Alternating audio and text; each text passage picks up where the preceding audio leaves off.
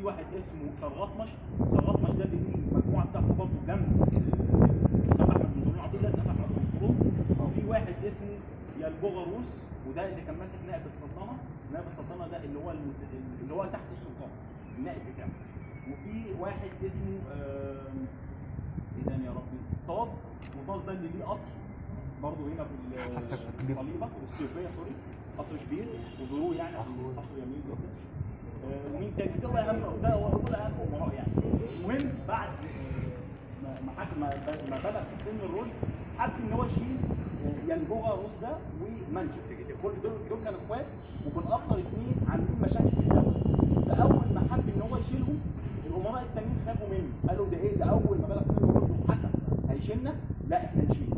وحطوا مكانه واحد اخوه، يعني محمد بن طولون كان ليه ولاد كتير قوي وكانوا صغيرين ما لهمش لازمه، فحطوا مكانه واحد تاني اسمه صالح صالح.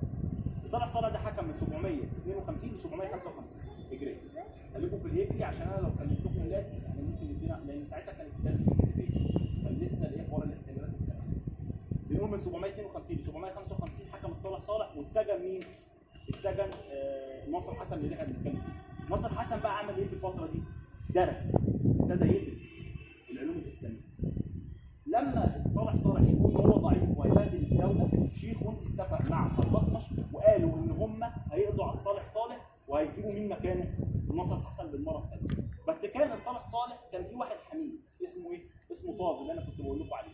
هم استنوا لما طاز طلع في رحله صيد وعملوا ايه؟ وقضوا على الصالح صالح في القلعه ودخلوا له عادي، دخلوا له جوه المكان بتاع الحكم بتاعه في القصر الابيض. شايفين القلعه؟ تحت مسجد محمد علي على طول، اصلا ده معمول على القصر اسمه قصر الابيض.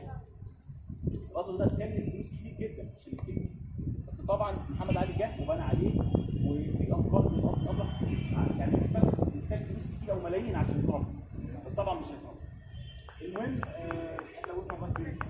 لغايه ما شالوا صالح صالح وجابوا مين؟ ناصر حسن بالمره الثانيه. ناصر حسن بقى لما جه المره الثانيه فهم من المره الاولانيه، قال انا مش هعمل ايه؟ مش هشيل الامراء على طول، انا هسيطر على الحكم الاول وبعد كده هبتدي اشيل الامراء. جاء سنه 757 اللي حصل ليه حاجه كويسه جدا، ان شيخون اكبر امير من الامراء اللي موجودين في الفتره دي اتقتل، وحتى شكوا ان ناصر حسن هو السبب في القتله دي.